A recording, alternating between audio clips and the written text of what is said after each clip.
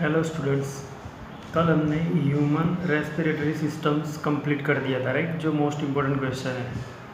आज इसके कुछ इंटेक्स क्वेश्चन आंसर्स है वो डिस्कस करेंगे। तो सबसे पहला क्वेश्चन है, what advantage over an aquatic organisms does a terrestrial organisms have with regard to obtaining oxygen for respiration. मतलब what advantage over an aquatic organism, aquatic organisms की comparison में टेरेस्ट्रियल ऑर्गेनिजम्स को क्या एडवांटेज होता है obtaining oxygen for respiration, respiration के लिए oxygen लेने में। तो हमें पता है कि टेरेस्ट्रियल ऑर्गेनिजम्स जो होते हैं वो एयर जो होती है, एयर एटमॉस्फेरिक एयर, उसमें से ऑक्सीजन लेते हैं, और ये aquatic animals water dissolve oxygen लेते हैं। डिजोल्व ऑक्सीजन जो होता है वो ऑक्सीजन की क्वांटिटी उसमें कम होती है, तो इनको ज़्यादा ब्रीथिंग करना पड़ता है।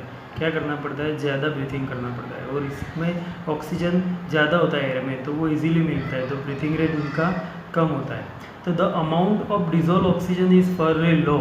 The amount of dissolve oxygen जो एक्वेटिक एनिमल यूज़ करते हैं is fairly low in aquatic environment as compare to the amount of oxygen in air. Air की कंपैरिजन में एक्वेटिक में डिजोल्व ऑक्सीजन जो होता है वो कम होता है। So terrestrial organisms fulfil their oxygen demand with low breathing rate. उनका ब्रीथिंग रेट कम होता है और वो इजीली ऑक्सीजन ऑब्टेन कर लेते हैं as compare to aquatic organisms. बस इतना ही लिखना है यहाँ पे।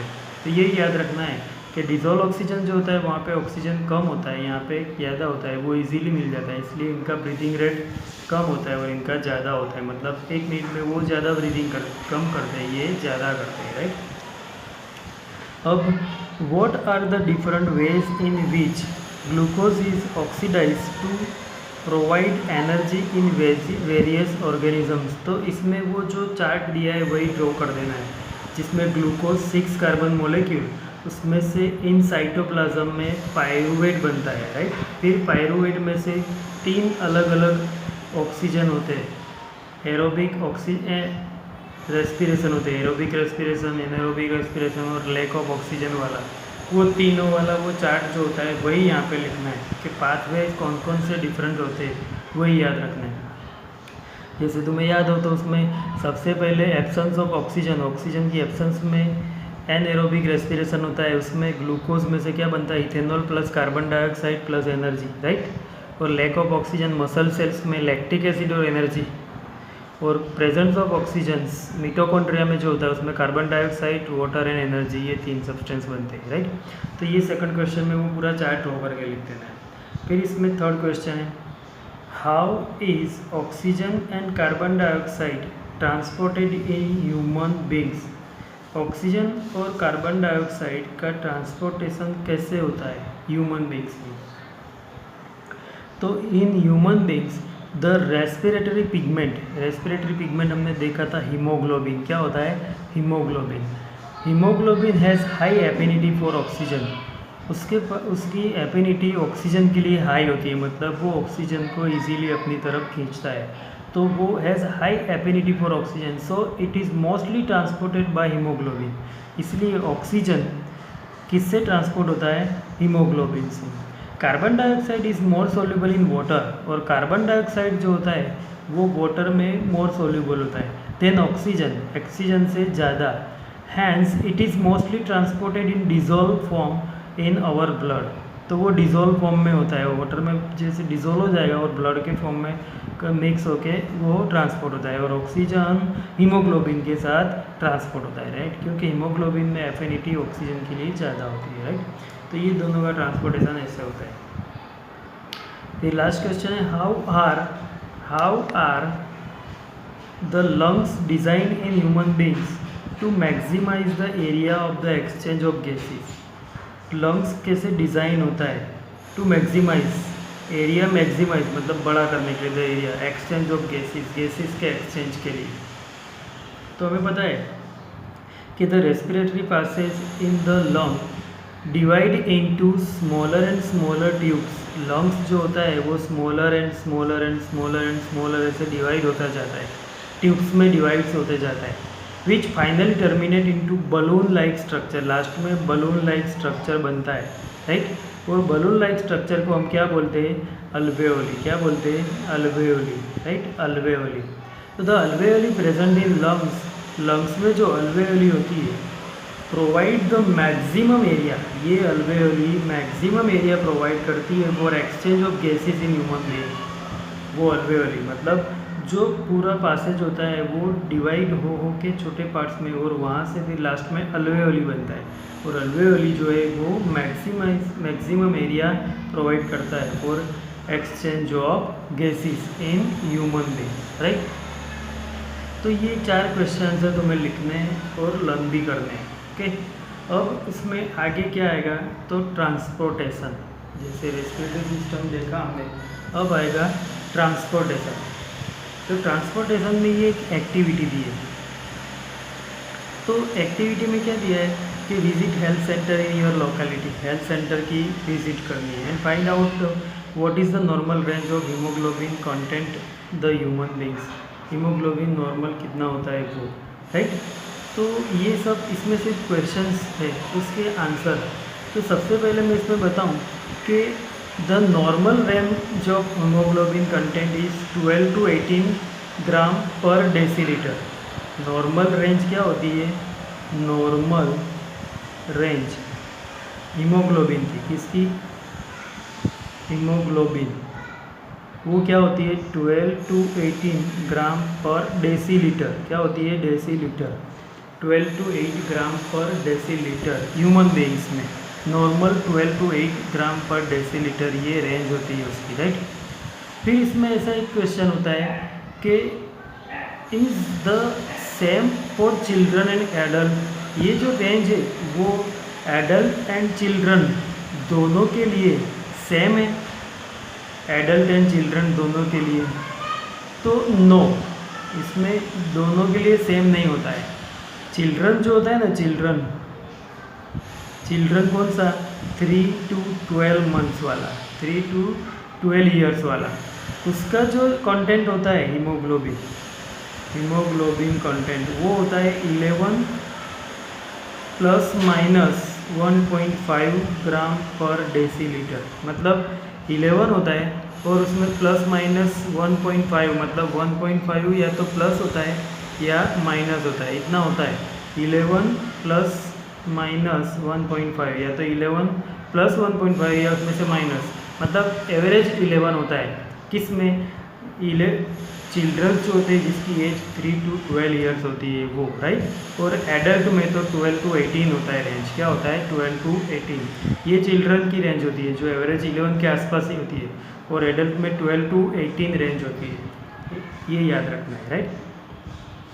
फिर अगर ऐसा है तो फिर difference between haemoglobin level for man and women, दोनों में भी डिफरेंस होता है, मैन एंड वीमेन में, मैन एंड वीमेन, उसमें क्या डिफरेंस होता है, तो मैन जो होता है उसका लेवल हीमोग्लोबिन का 13 to 18 ग्राम पर डेसीलीटर, क्या होता है, ग्राम पर डेसीलीटर 13 to 18, और वीमेन में कितना होता है, तो वीमेन में 12 to 16 ग्राम पर डेसीलीटर। ये एक्टिविटी में ये बातें याद रखनी है कि हीमोग्लोबिन कंटेंट कितना होता है, राइट।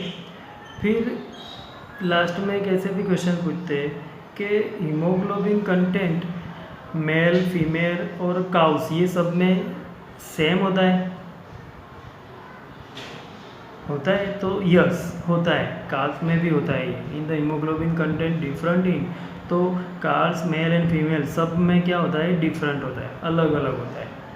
तो भी फिर क्वेश्चन आएगा कि what is the normal range of haemoglobin containing cow and buffalo, cow and buffalo, उसमें क्या होगा हीमोग्लोबिन, तो काउ में 10 to 15 होता है ग्राम पर डेसीलीटर, और बफेलो में 12.5 to 14.5 होता है। तो ये जो एक्टिविटी थी इसमें सिर्फ यही था, ये इतना इम्पोर्टेंस नहीं है पर याद रखना ज़रूरी है। कभी कभी उसको MCQ टाइप्स क्वेश्चन में पूछ लेते हैं कि काउ में क्या होता है हीमोग्लोबिन कंटेंट, मैन में क्या होता है, वीमेन में क्या होता है, रेयर क्वेश्चन में पूछते हैं ऐसा, ज़्यादा कुछ नहीं है, पर याद रखना जरूरी है क्योंकि ज़्यादा डिफरेंसेस नहीं है उसके, बहुत इजी नंबर से याद रखने के लिए। तो ये हीमोग्लोबिन का रेंज होता है, ये एक्टिविटी 6.7 थी, राइट। अब हम उसमें ट्रांसपोर्टेशन में आगे बढ़ते हैं। देखो कि ट्रांसपोर्टेशन में क्या होता है।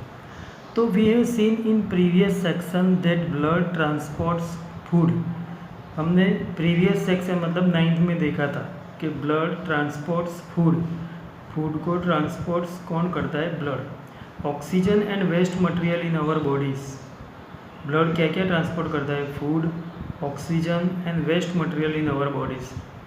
इन क्लास 9 में ये हमने सीखा था, right. We learn about blood being a fluid connective tissues. Blood क्या है? एक फ्लूइड कनेक्टिव टिश्यूज। टिश्यूज में हमने सीखा था कि किस टाइप का टिश्यूज होता है। तो ब्लड क्या है? फ्लूइड कनेक्टिव टिश्यूज है, right. Blood consist of a fluid medium called plasma. Blood के अंदर एक फ्लूइड मतलब लिक्विड टाइप जेली लाइक एक मीडियम होता है, उसे क्या बोलते हैं? Plasma. In which the cells are suspended. उसके अंदर सेल्स सस्पेंडेड होते हैं, मतलब सेल्स अलग अलग उसके अंदर घूम रहे होते हैं। किसके अंदर? प्लाज्मा जो लिक्विड होता है वो। Blood consist of fluid medium. Fluid medium क्या होता है? प्लाज्मा होता है। और उसके अंदर सेल्स आर सस्पेंडेड, मतलब अलग अलग सेल्स अंदर घूमते रहते हैं, right. Plasma transports food, carbon dioxide and nitrogenous waste in dissolve form.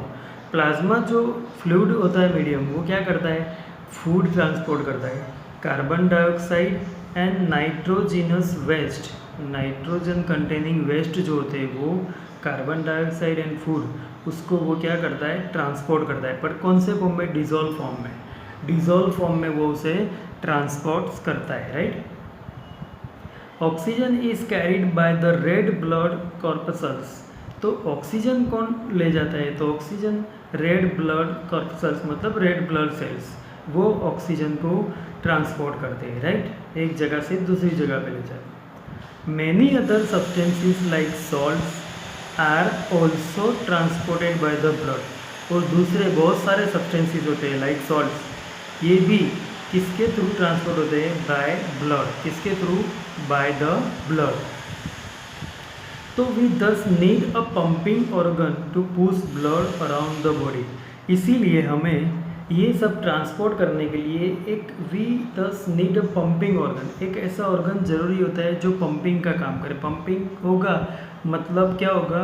Push होगा, मतलब पंपिंग की वजह से उसमें प्रेशर आएगा, पुशिंग होगा तो वो आगे जाएगा, तो इजीली आगे ट्रांसपोर्ट कोई भी चीज़ हो सके, इसलिए एक ऐसा ऑर्गन ज़रूरी होता है जो क्या करता है? पंपिंग करता है। Pumping organ push blood around the body, पूरी बॉडी में ब्लड को घुमा सके, ऐसा पंपिंग ऑर्गन्स जरूरी होता है।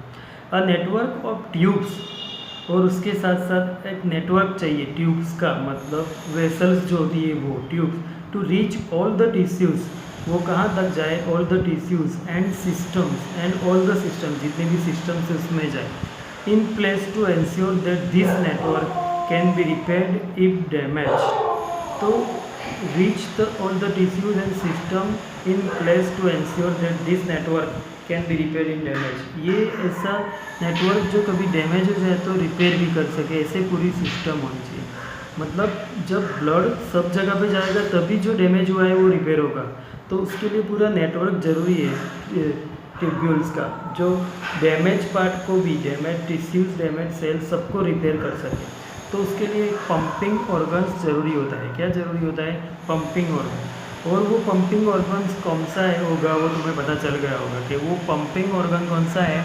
हार्ट। क्या होता है? हमारा जो हार्ट है वो पंपिंग ऑर्गन है। जो मोस्ट इम्पोर्टेंट क्वेश्चन है हार्ट का जो आएगा वो आगे आएगा इसके बाद। तो ट्रांसपोर्टेशन में ये पहले तो याद रखना है जो हमने पहले भी सीखा है। और ब्लड में एक मीडियम होता है, फ्लूइड मीडियम, जो प्लाज्मा होता है। क्या होता है? उसमें सेल्स सस्पेंडेड होते हैं, राइट। फिर उसमें food, carbon dioxide and nitrogenous waste dissolve form में होते हैं जो प्लाज्मा ट्रांसपोर्ट करता है, right. Oxygen is carried out by red blood cells and many other substances like salts are also transported by blood. तो we thus need to pumping organs, इसीलिए pumping organs ज़रूरी होता है। और वो जो पंपिंग ऑर्गन है वो क्या करेगा, पूरे बॉडी में ब्लड को ट्रांसपोर्ट करेगा, और बॉडी में कहीं पे भी कोई सेल या टिश्यूज डैमेज है तो वो रिपेयर हो जाएगा, राइट। तो इसके बाद जो आएगा वो हार्ट, क्या आएगा, हार्ट। तो आज तुम्हें ये सारे क्वेश्चन आंसर लिख देने और लर्न कर देना है, और ये हो सके तो वन टाइम लिख के लर्न कर देना है, ओके। तो आज इतना ही रखते हैं। हार्ट से मोस्ट इम्पोर्टेंट क्वेश्चन जो हार्ट है वो नेक्स्ट वीडियो से स्टार्ट करेंगे, ओके।